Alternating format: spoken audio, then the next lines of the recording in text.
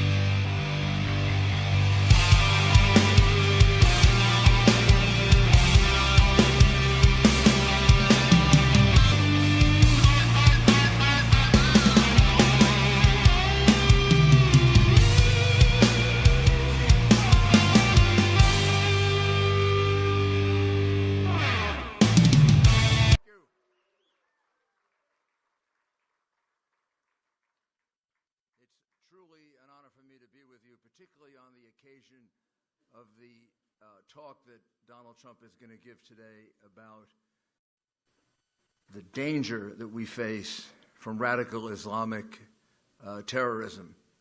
Notice I used the words radical Islamic terrorism.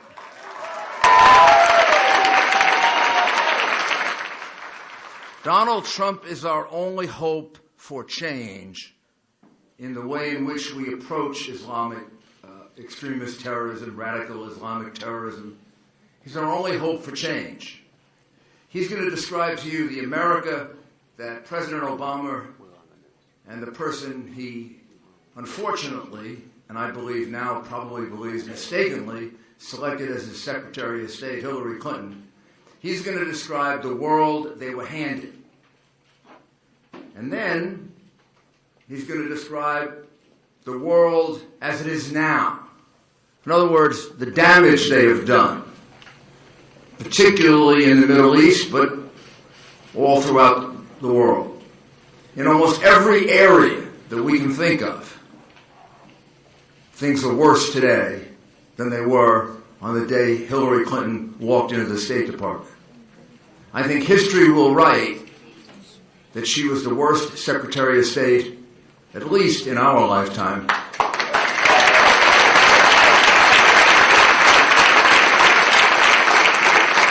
And what have they left us?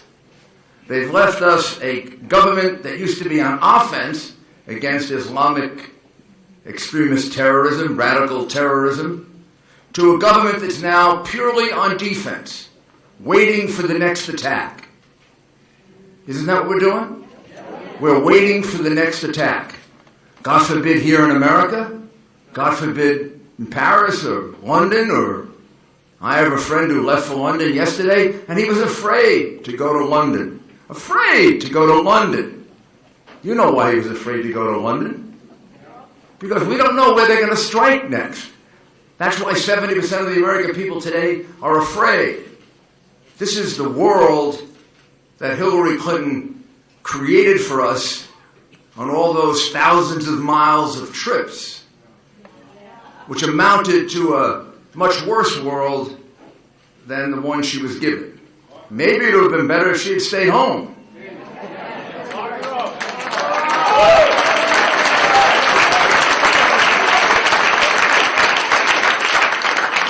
She and the president are afraid to even name our enemy, much less confront them and defeat them. Donald Trump has the intellect, the stamina, and the strength to confront our enemies. No one doubts that.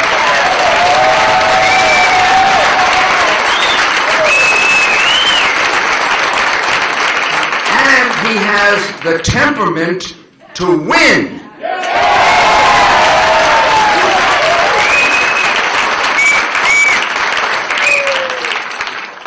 She's running on her experience. If I were her, I'd run away from my experience. I don't have time to talk about it all, and I won't, but she's been found extremely careless by the FBI in handling our top secret material. I used to be the United States Attorney and the Associate Attorney General of the United States.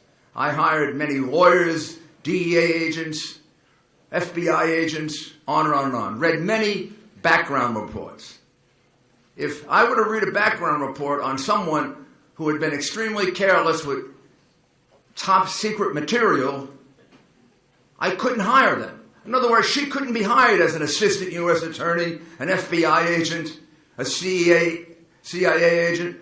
She couldn't be hired for any job in the government, nor could she be hired by a contractor who was doing work with the government, because she has a very, very bad security record. She was extremely careless in handling our top secret material, and she wants to be president.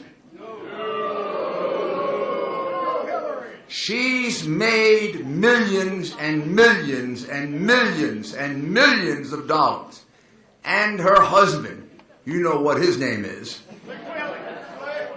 by turning the State Department into a pay to the Clinton Foundation to play with the department racketeering enterprise.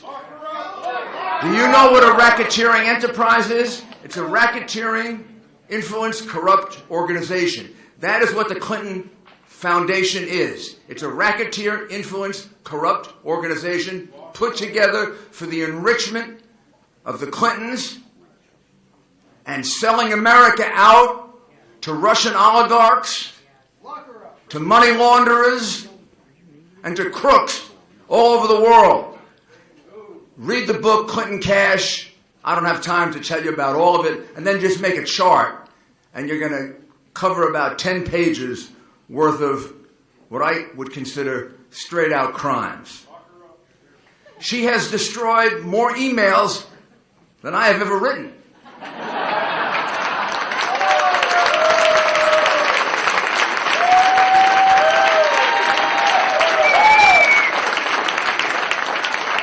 But of course, I don't do yoga.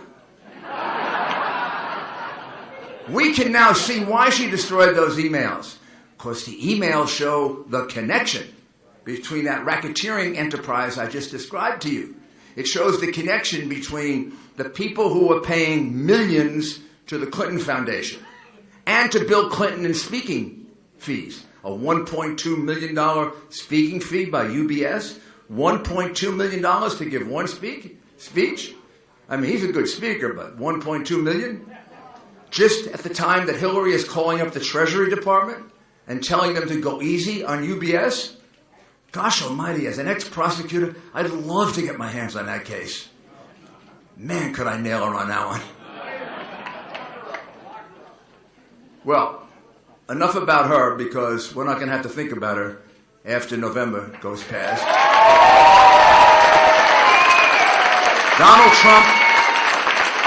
Donald Trump is very fortunate to have Mike Pence as his partner. Mike's background is exactly a compliment to Donald Trump, meaning he's exactly what Donald Trump needs, and Donald Trump is exactly what he needs, and they are both exactly what America needs.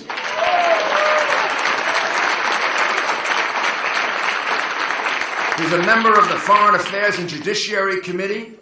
He's a member of the, and during the time of September 11, when we went through the worst foreign attack in our history since the War of 1812.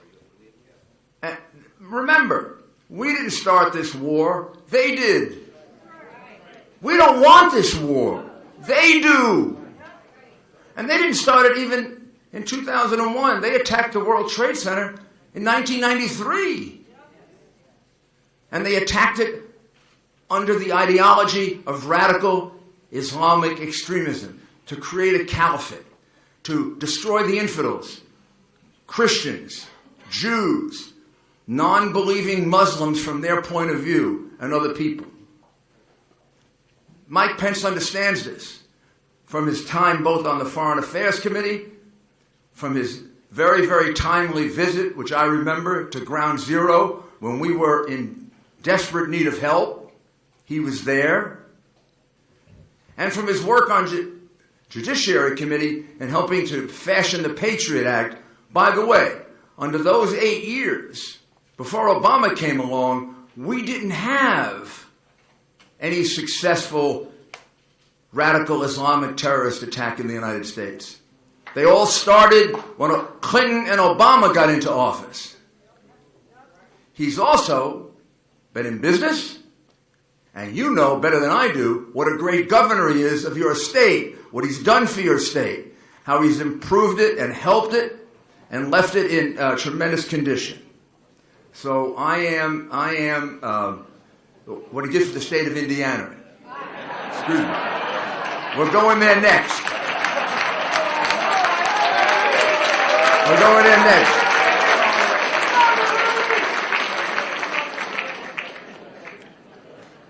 Youngstown, Ohio. I love Youngstown, Ohio. So Donald Trump is very fortunate to have Mike Pence, and I am very honored to introduce him because I've been a great admirer from the time he was in the United States Congress through the time that he really has taken Indiana to heights that, gosh, if we could take the federal government there, we'd all be in great shape. So all of you in Ohio, which is a state that I also love very much, you got to support Mike, you got to support Donald, but here's the most important thing. They're our only hope for change. You've got to support them because they're the ones who are fighting for the regular American. They're the ones who are fighting against the establishment in Washington. They're the ones who are fighting against the lobbyists and the people who control Washington. And the press that is complicit in it, they're not fighting the press because the press is necessarily criticizing them. They're fighting the press for you so that you can get the truth, so you can get a fair,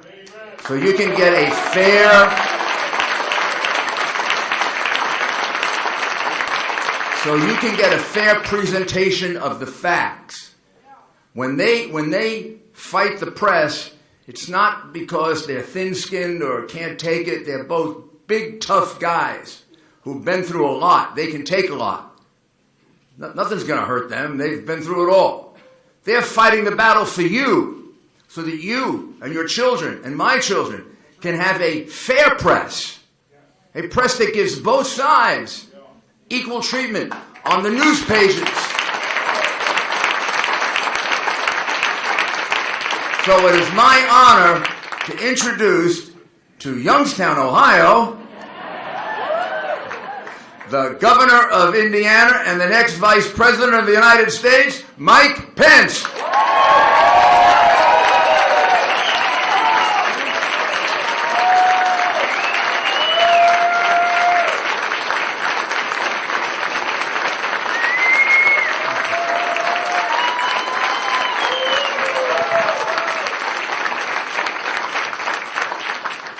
Thank you all. Thank you, Mayor. Thank you, ladies and gentlemen here in Youngstown, Ohio. It is an honor to be with you today. It seemed like it was just a few short weeks ago with my wife, Karen, at my side. I had the privilege to accept my party's nomination to run and serve as the next Vice President of the United States of America. And I'm deeply humbled to be with you today. I'm grateful for that gracious introduction by Mayor Giuliani, someone that I deeply, deeply admire, a man who demonstrated his courage on a dark day in America and has been a clarion voice for the interests of the United States of America and our security ever since.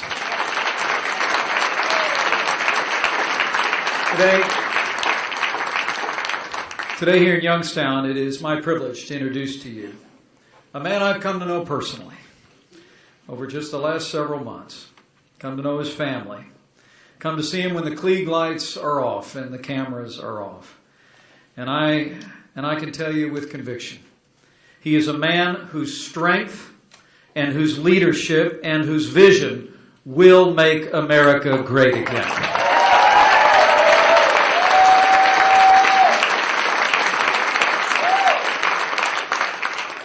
Today will be one more example as he articulates an extraordinary vision about national security. While many in the national media continue to major in the minors, focusing on semantics over substance, today you will hear once again a man who will remain focused on the solutions to the real challenges facing the people of the United States of America.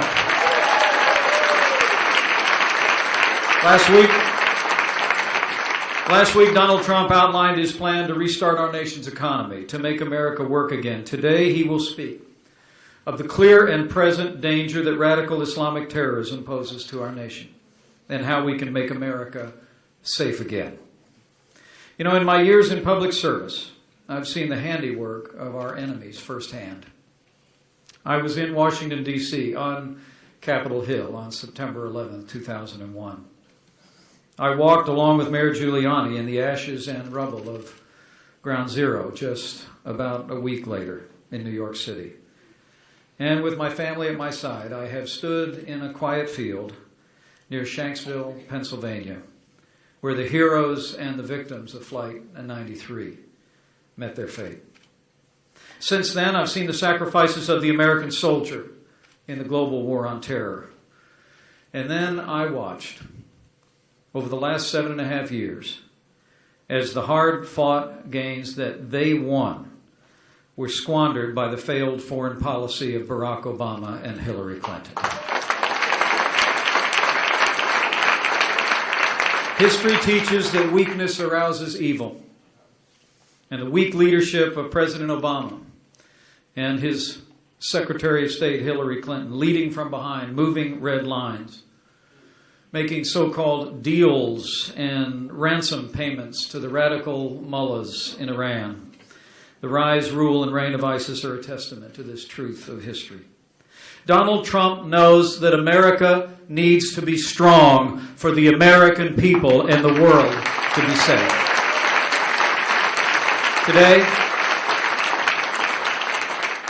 Today you will hear the latest installment of a new vision for a new time. In place of the rudderless and aimless foreign policy of the recent past, you will hear today a broad-shouldered vision to confront our enemies, restore our security, and once again have America command the respect of the world. Now, ladies and gentlemen, it is time for new American leadership, for a safer America at home, for a stronger America on the world stage. It is my high honor and distinct privilege to give you a man of courage, a leader who will name our enemy and marshal the resources and the national will to make America safe again. I give you the next President of the United States of America, Donald Trump.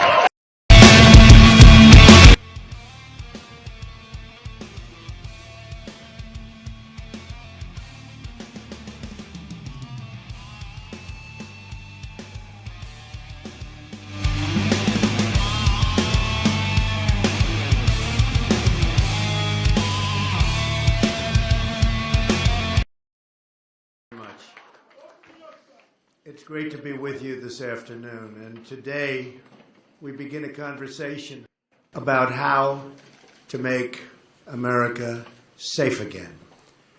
In the 20th century, the United States has defeated fascism, Nazism, and communism.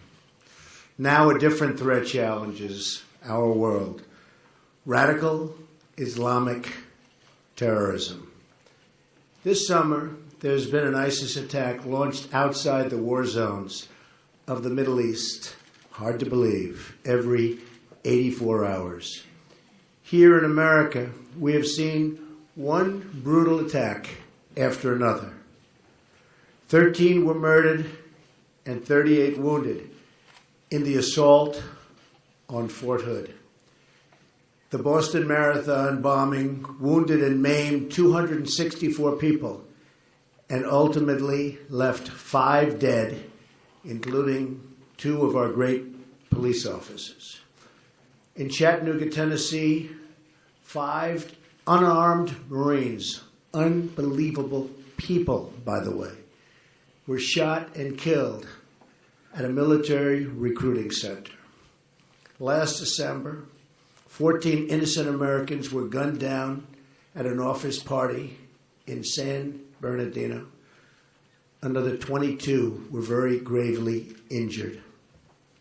In June, 49 Americans were executed at the Pulse nightclub in Orlando. Another 53 were badly injured. It was the worst mass shooting in our history, and the attack, by far the worst, on the LGBTQ community. And I'll tell you what, we can never, ever allow this to happen again.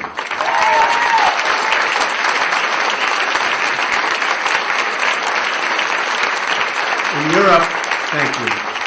In Europe, we have seen the same carnage and bloodshed inflicted upon our closest allies.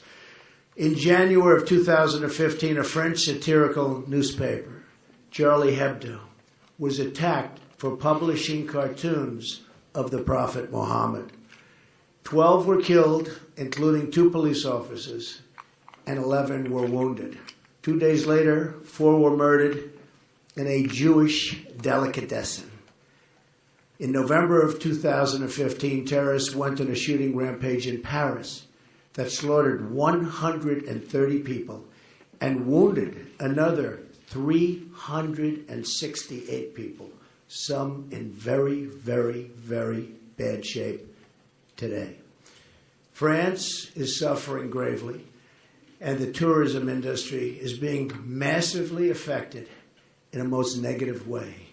In March of this year, terrorists detonated a bomb in Brussels airport, killing 32 and injuring 340 people.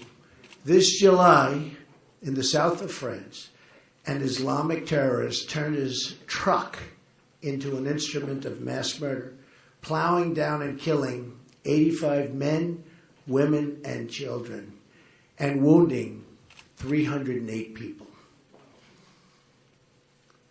Terrible. Among the dead were 2 Americans, a Texas father, and his 11-year-old son. A few weeks ago in Germany, a refugee armed with an axe wounded 5 people in a gruesome train attack. Only days ago, an ISIS killer invaded a Christian church in Normandy, France, forced an 85-year-old priest to his knees, a priest who was beloved, before cutting his throat and just unthinkable other things. Overseas, ISIS has carried out an absolute atrocity, and one after another. Children slaughtered, girls sold into slavery, men and women burned alive, crucifixions, beheadings, and drownings, ethnic minorities targeted for mass execution, holy sites desecrated, Christians driven from their homes and hunted for extermination. ISIS rounding up what it calls Nation of the Cross, in a campaign of absolute and total genocide. We cannot let this evil continue.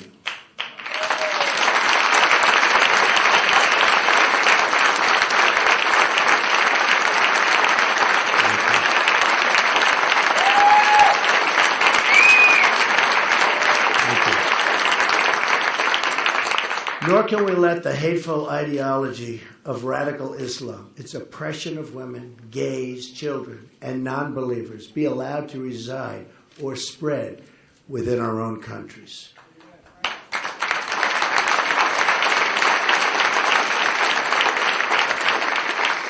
We will defeat radical Islamic terrorism, just as we have defeated every threat we've faced at every age and before. But we will not, remember this, defeat it with closed eyes or silenced voices. We have a president that doesn't want to say the words. Anyone who cannot name our enemy is not fit to lead our country.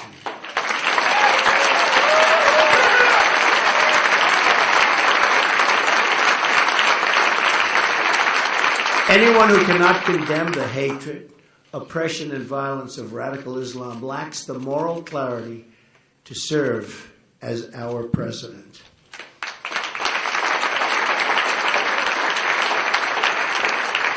The rise of ISIS is the direct result of policy decisions made by President Obama and Secretary of State Clinton.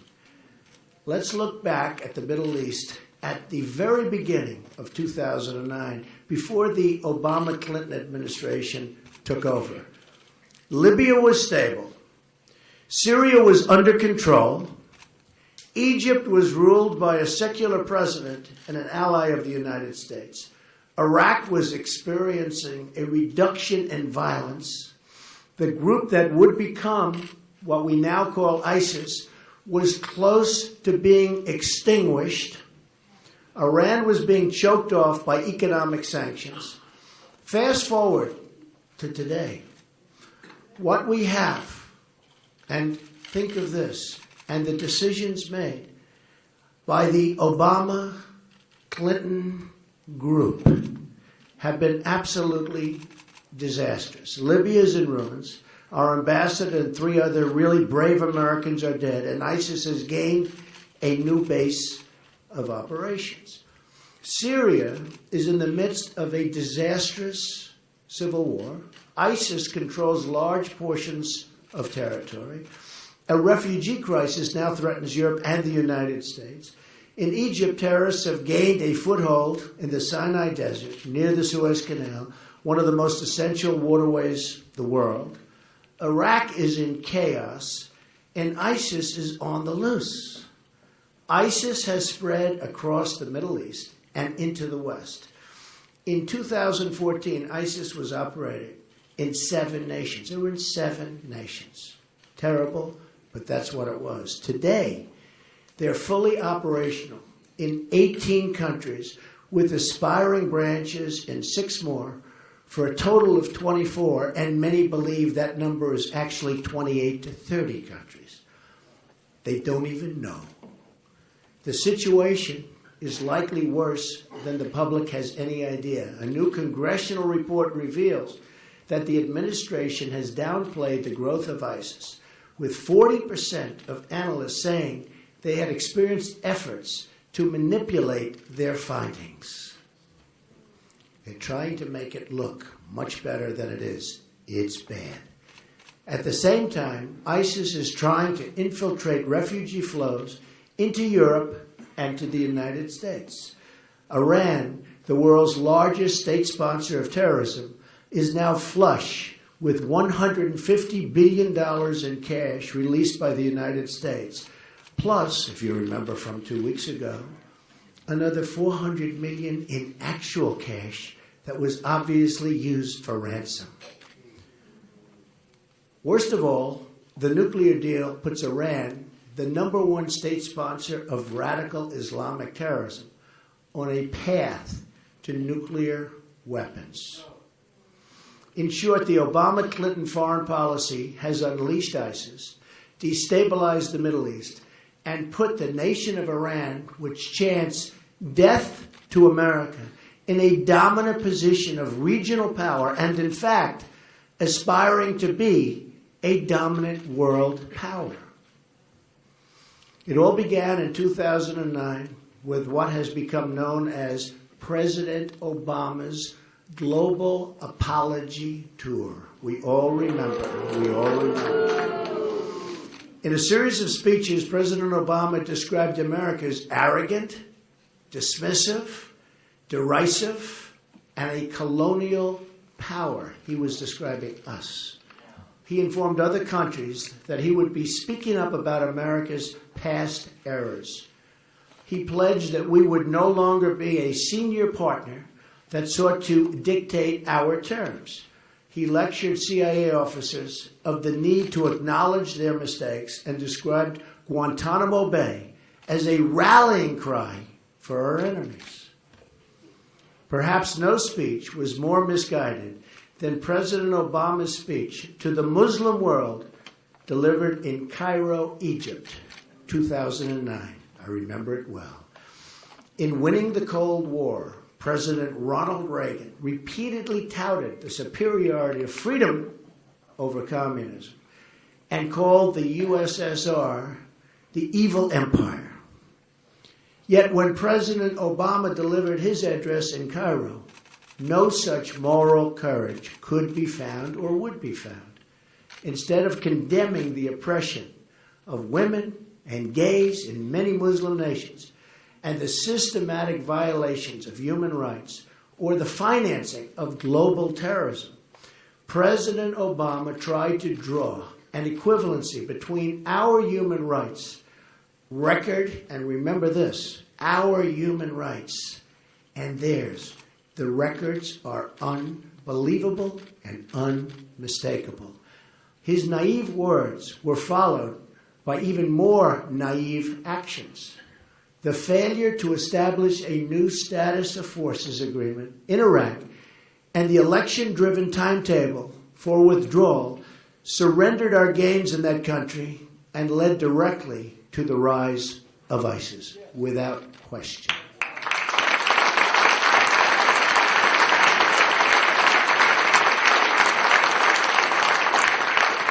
The failures in Iraq were compounded by Hillary Clinton's disaster, total disaster, in Libya. President Obama has since said that he regrets, and really regrets, Libya and the mistake he made. He considers it his worst mistake. According to then Secretary of Defense Robert Gates, the invasion of Libya was nearly a split decision, but Hillary Clinton's forceful advocacy for the intervention was the deciding factor. That's why we went in. With one episode of bad judgment after another, Hillary Clinton's policies launched ISIS onto the world stage. Yet, as she threw the Middle East into violent turmoil, things turned out really to be not so hot for our world and our country, the Middle East in particular. The Clintons made almost $60 million in gross income while she was Secretary of State. It is unbelievable. Incident after incident proves again and again Hillary Clinton lacks the judgment, as said by Bernie Sanders, stability and temperament, and the moral character to lead our nation.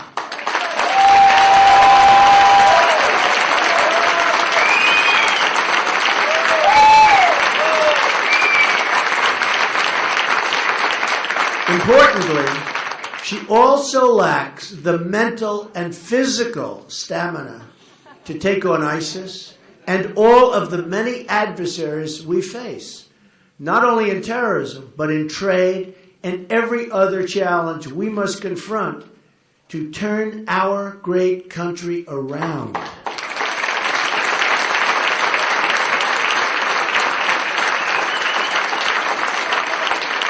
It is now time for a new approach. Our current strategy of nation building and regime change is a proven absolute failure. We have created the vacuums that allow terrorism to grow and thrive. I was an opponent of the Iraq War from the beginning. A major difference between me and my opponent. Though I was a private citizen whose personal opinions on such matters were really not sought, I nonetheless publicly expressed my private doubts about the invasion. I was against it, believe me. 3 months before the invasion, I said in an interview with Neil Cavuto, to whom I offer my best wishes for a speedy recovery, that, quote, perhaps we shouldn't be doing it yet, and that the economy is a much bigger problem. In August of 2004, very early, right after the conflict, I made a detailed statement to Esquire magazine in an interview. Here is the quote in full. Look at the war in Iraq and the mess we're in. I would never have handled it that way. This was right after the invasion. Does anybody really believe that Iraq is going to be a wonderful democracy where people are going to run down to the voting box and gently put in their ballot, and the winner is happily going to go and step up and lead the country? Come on.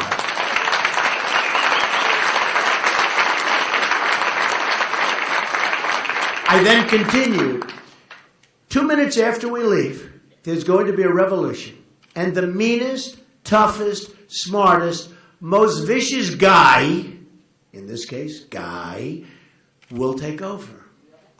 And he'll have weapons of mass destruction, which Saddam Hussein did not have.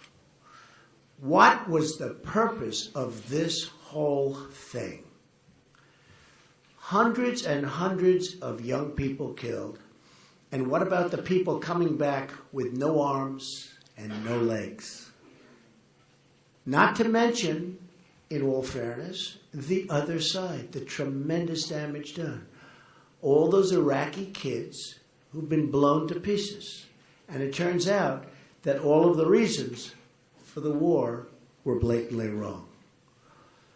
All of this death and destruction for nothing. So I've been clear for a long time that we should not have gone in. But I have been just as clear in saying what a catastrophic mistake Hillary Clinton and President Obama made with the reckless way in which they pulled out.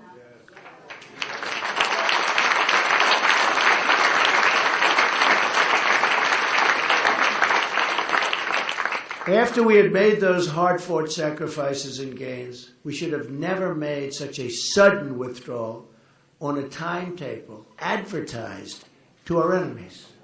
They said, we're moving out. Here's our time, here's our date. Who would do this but an incompetent president?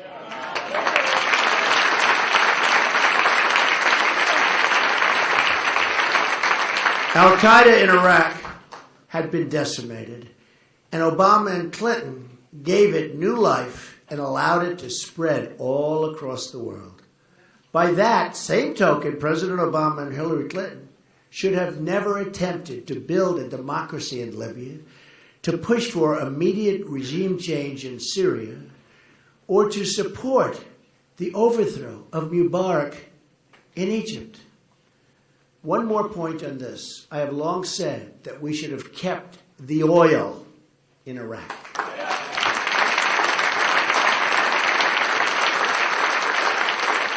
I said it over and over and over again.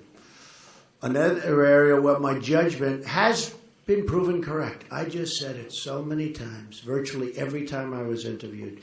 Keep the oil, keep the oil. According to CNN, ISIS made as much as $500 million in oil sales in 2014 alone. That's before they really got started. Fueling and funding its reign of terror. If we had controlled the oil, like I said we should, we could have prevented the rise of ISIS in Iraq, both by cutting off a major source of funding and through the presence of U.S. forces necessary to safeguard the oil and vital infrastructure products necessary for us to have the oil. I was saying this constantly and consistently to whoever would listen. I said, keep the oil, keep the oil, keep the oil. Don't let somebody else get it.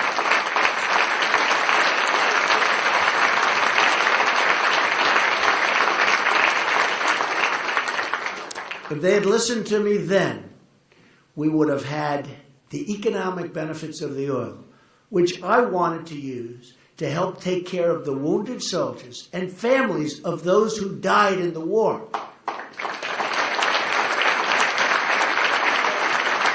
In addition to which, thousands of lives would have been saved. This proposal, by its very nature, would have left soldiers in place of our assets. We would have had soldiers there guarding this valuable supply of oil.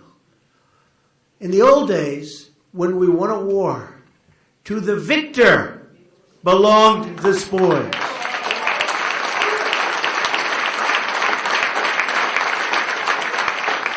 Instead, all we got from Iraq and our adventures in the Middle East was death, destruction, and tremendous financial loss.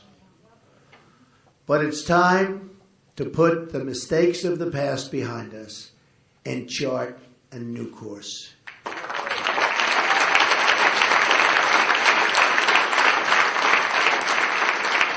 If I become president, the era of nation building will be brought to a very swift and decisive end.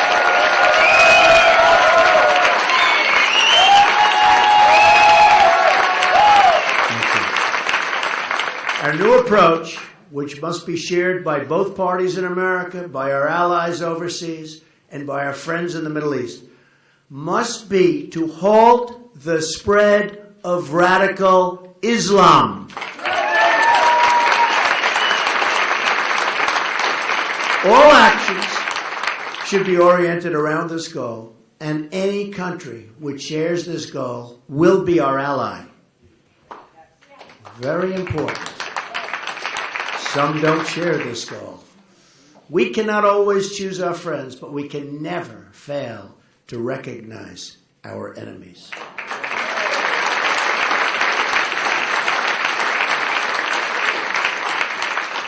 As president, I will call for an international conference focused on this goal. We will work side by side with our friends in the Middle East, including our greatest ally, Israel.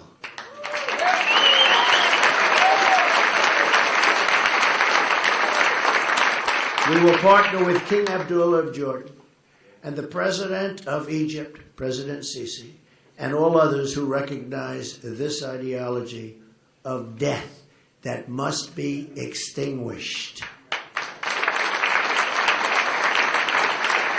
We will also work very closely with NATO on this new mission. I had previously said that NATO was obsolete because it failed to deal adequately with terrorism. Since my comments, they have changed their policy and now have a new division focused on terror threats. Very good. Very, very good. I also believe that we could find common ground with Russia in the fight against ISIS. Wouldn't that be a good thing? Wouldn't that be a good thing? They too have much at stake in the outcome in Syria and have had their own battles with Islamic terrorism just as bad as ours. They have a big, big problem in Russia with ISIS. My administration will aggressively pursue joint and coalition military operations to crush and destroy ISIS, international cooperation to cut off their funding, expanded intelligence sharing, and cyber warfare to disrupt and disable their propaganda and recruiting. Their recruiting is taking place right now, and they're setting records. It's got to be stopped.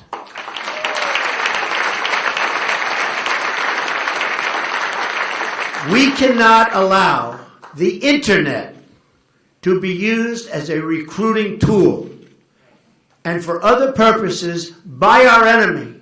We must shut down their access to this form of communication, and we must do it immediately. Immediately.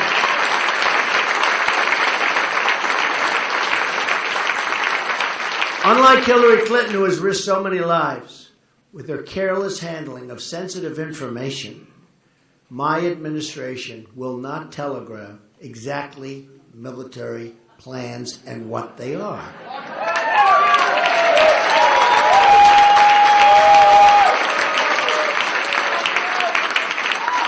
And by the way, what's happened with her 33,000 emails is an absolute disgrace to the United States of America.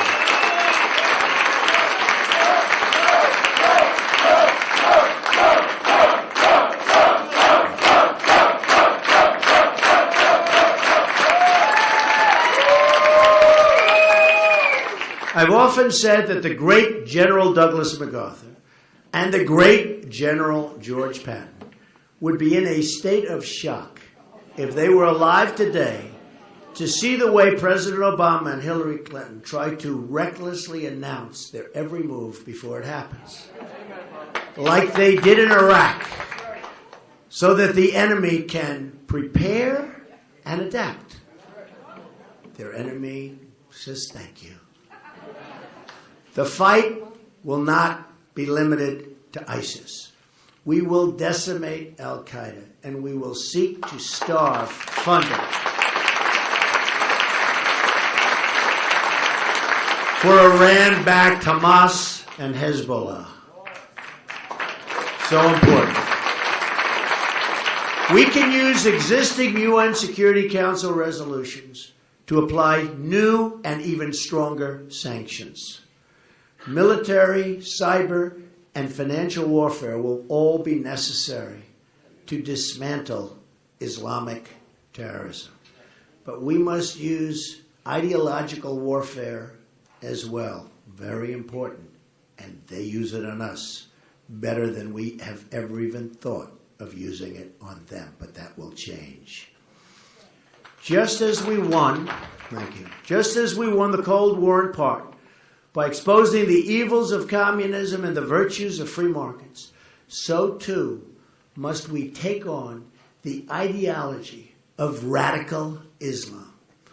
While my opponent accepted millions of dollars in foundation donations from countries where being gay is an offense, punishable by prison or death, my administration will speak out against the oppression of women, gays, and people of different beliefs.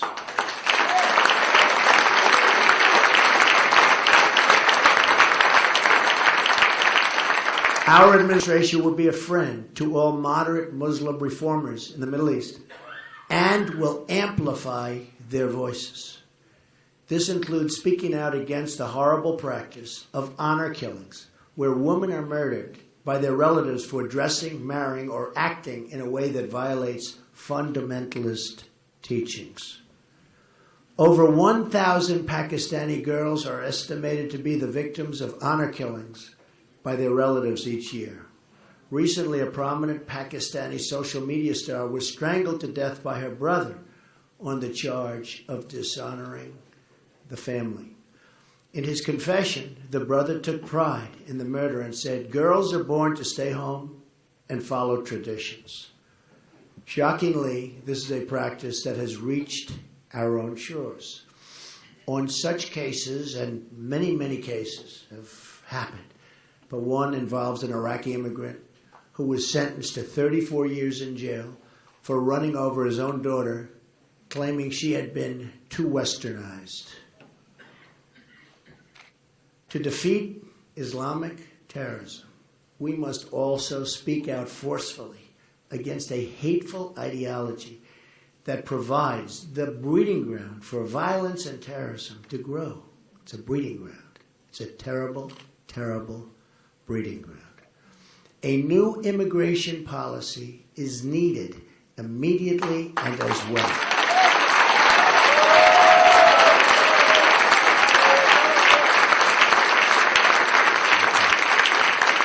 The common thread linking the major Islamic terrorist attacks that have recently occurred on our soil, 9/11, the Fort Hood shooting, the Boston bombing, the San Bernardino attack, the Orlando attack, is that they have involved immigrants or the children of immigrants. Clearly, new screening procedures are needed.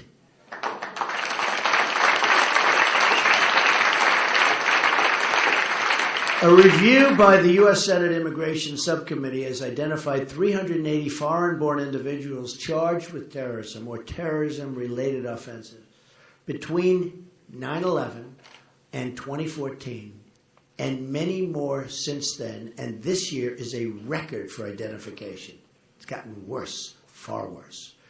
We also know that ISIS recruits refugees after their entrance into the country, as we have seen with the Somali refugee population in Minnesota.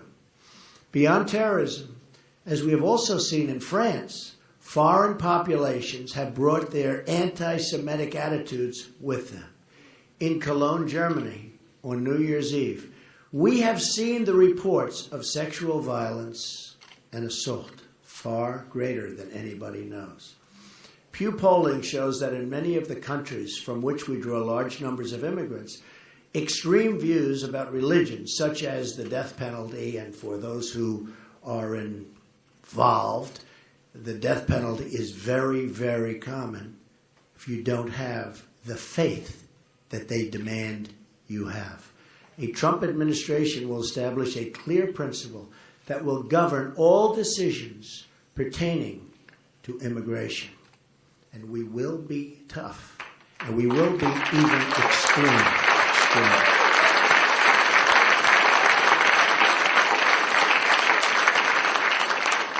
We should only admit into this country those who share our values and respect our people. In the Cold War, we had an ideological screening test. The time is overdue to develop a new screening test for the threats we face today. I call it extreme vetting. I call it extreme vetting. Our country has enough problems. We don't need more. And these are problems like we've never had before.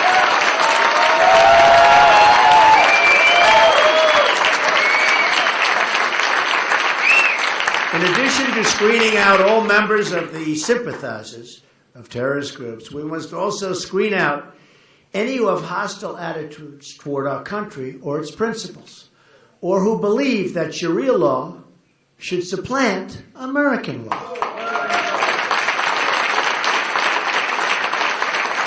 Those who do not believe in our Constitution or who support bigotry and hatred will not be admitted for immigration into our country.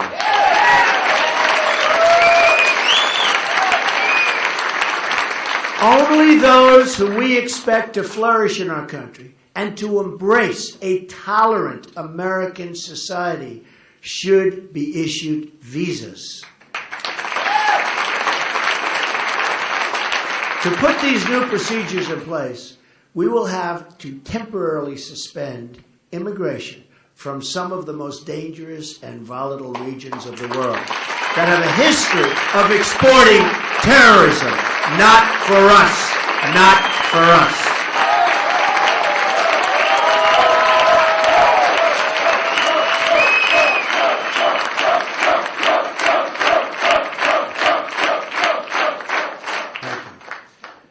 As soon as I take office, I will ask the State Department and the Department of Homeland Security to identify a list of regions where adequate screening cannot take place. There are many such regions. We will stop processing visas from those areas until such time as it is deemed safe to resume based on new circumstances or new procedures. The size of current immigration flows are simply too large to perform adequate screening.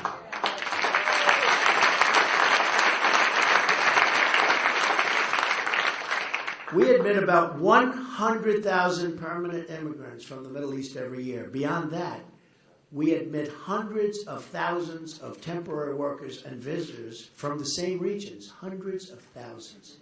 If we don't control the numbers, we can't perform adequate screening. There's no way it can take place.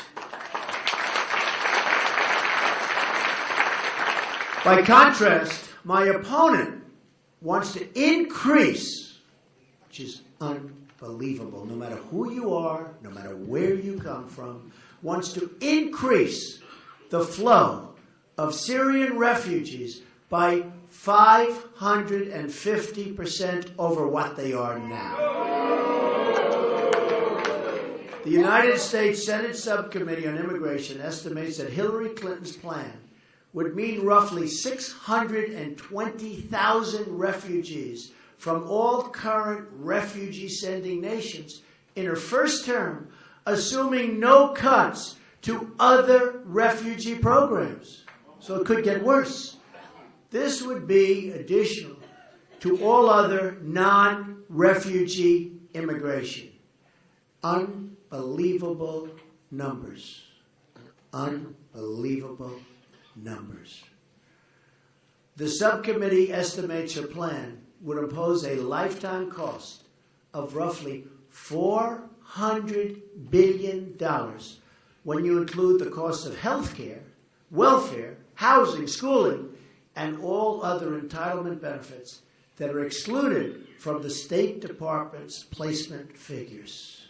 Think of this, $400 billion. In short, Hillary Clinton wants to be America's Angela Merkel. And you know what a disaster this massive immigration has been to Germany and the people of Germany. Crime has risen to levels that no one thought they would ever. Ability and strength. Amen. Catastrophe. We have enough problems in our country. We don't need more. Lastly, we will need to restore common sense to our security procedures. Another common feature of the past attacks that have occurred on our soil is that warning signs were totally ignored. The 9/11 hijackers had fraud all over their visa applications. Almost every one of them. It said practically in big bold letters, fraud.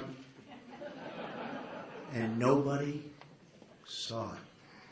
The Russians warned us about the Boston bombers, here on political asylum, and the attackers were even twice interviewed by the FBI. Very sad. The female San Bernardino shooter, on her statements and everything that she said, she was here on a fiancé visa, which most people have never even heard of, from Saudi Arabia, and she wanted to support very openly jihad online. These are the people we're taking in. A neighbor saw suspicious behavior, bombs on the floor, and other things, but didn't warn authorities because they said they didn't want to be accused of racial profiling. Now, many are dead, and many more are gravely wounded. The shooter in Orlando reportedly celebrated in his classroom after 9/11. He, too, was interviewed by the FBI. His father, a native of Afghanistan, supported the oppressive Taliban regime and expressed anti-American views very strongly.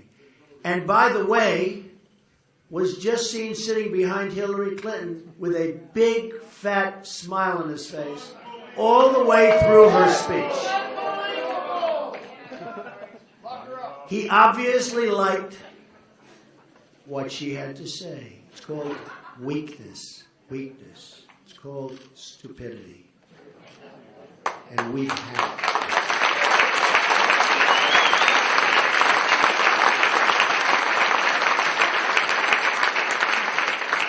The Fort Hood shooter delivered a presentation to a room full of mental health experts before the attacks, in which he threw out one red flag after another. He even proclaimed that we love death more than you love life. Not good. These warning signs were ignored because political correctness has replaced common sense in our society.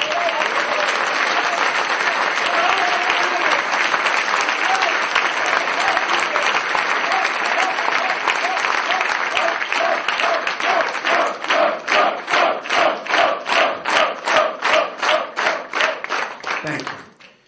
That is why one of my first acts as president will be to establish a commission on radical Islam, which will include reformist voices in the Muslim community who will hopefully work with us. We want to build bridges and erase divisions. The goal of the commission will be to identify and explain to the American public the core convictions and beliefs of radical Islam, to identify the warning signs of radicalization, and to expose the networks in our society that support radicalization. This commission will be used to develop new protocols for local police officers, federal investigators, and immigration screeners. And while I'm at it, we should give a hand to our great police officers and law enforcement officials.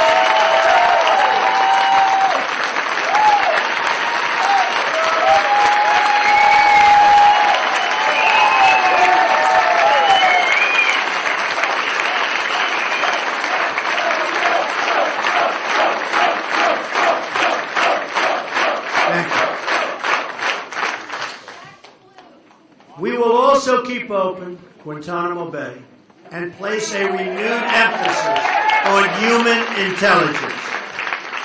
Drone strikes will remain part of our strategy, but we will also seek to capture high-value targets to gain needed information to dismantle their organizations.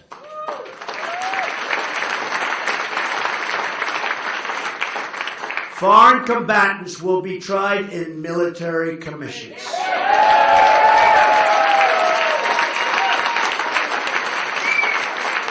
Finally, we will pursue aggressive criminal or immigration charges against anyone who lends material support to terrorism. There will be consequences for those people. There will be very serious consequences. Similar to the effort to take down the mafia, this will be the understood mission of every federal investigator and prosecutor in the country.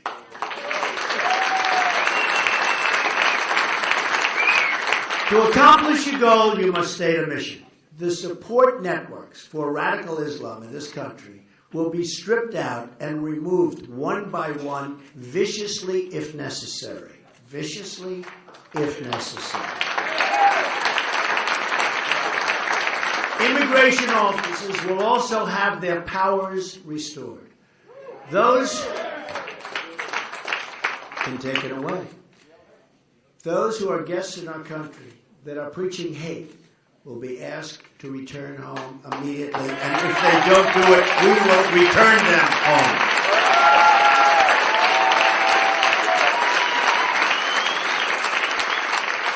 To make America safe again, we must work together again.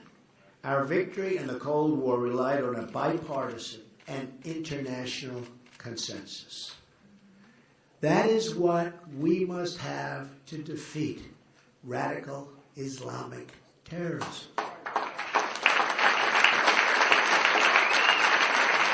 But just like we couldn't defeat communism without acknowledging that communism exists or explaining its horrible evils, we can't defeat radical Islamic terrorism unless we do the exact same thing. We have to explain that it exists and explain the difficulties. We have to have a leader that can do that, and we don't have that now. But this also means that we have to promote the exceptional virtues of our own way of life. We have an exceptional country, an exceptional way of life, but it's being tread on by sick, sick people. And expecting that as newcomers come into our society, they will likewise have respect and do the same. Pride in our institutions, our history, and our values should be taught by parents and teachers and impressed upon all of those who come into our society and want to join our society.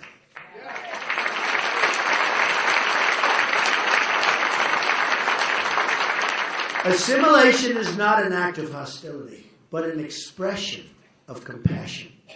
Our system of government and our American culture is the best in the world and will produce the best outcomes for all who adopt it.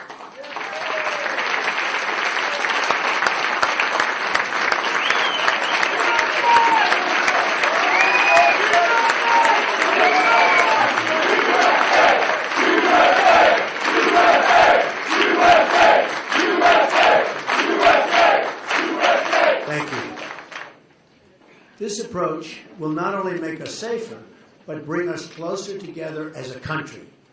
Renewing this spirit of Americanism will help heal the divisions in our country, of which there are so many. We have a divider as president. We call him the Great Divider. It's the thing he does best. It will do so by emphasizing what we have in common, not what pulls us apart. This is my pledge to the American people. As your president, I will be your single greatest champion. I will fight to ensure that every American is treated equally, protected equally, and honored equally. We will reject bigotry and hatred and oppression in all of its many ugly forms and seek a new future built on our common culture and values as one American people. Only this way will we make America great again and safe again for everyone. Thank you very much. God bless you. Thank you.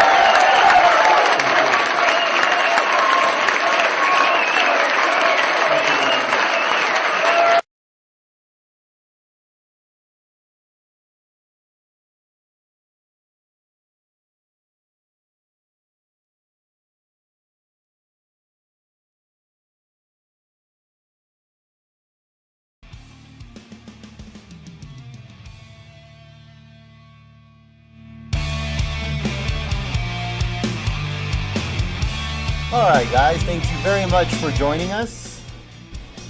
And thank you for choosing us as your stream of choice. If you are new to our stream, please hit that subscribe button and join our community. Let's see. Let me go on the chat real quick and just, let's see. Web Guru, thank you very much for subscribing and welcome.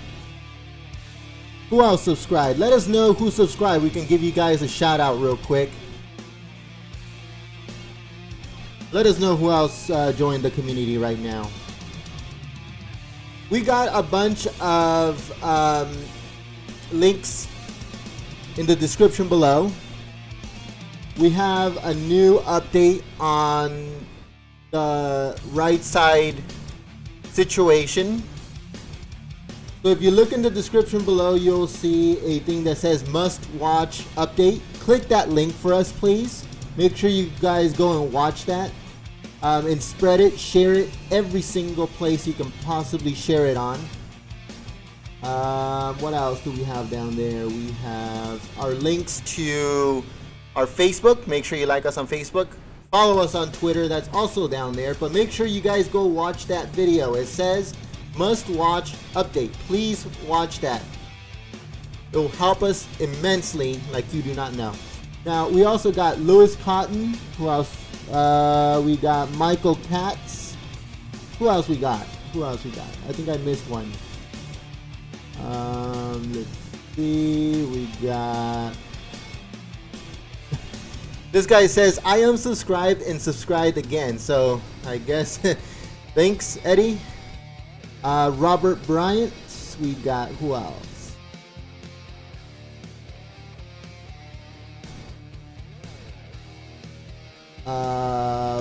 Bella Rose, thank you very much for joining. So, who else we got? Tech One Reviews. Stop blocking. Okay. Yeah, so all of you guys, welcome to the community. Just as a disclosure, just to let you guys know, this is a Trump community. So if you subscribe, is because you understand that we are a Trump community. You understand that we stream everything Trump. And if you guys were here throughout the whole thing, you guys understand that. Hold on, let's see. Who else we got? It looks like we got some more peeps. All right, we got Leah. Haxon. How's it going? What else we got? Hold on 1 second.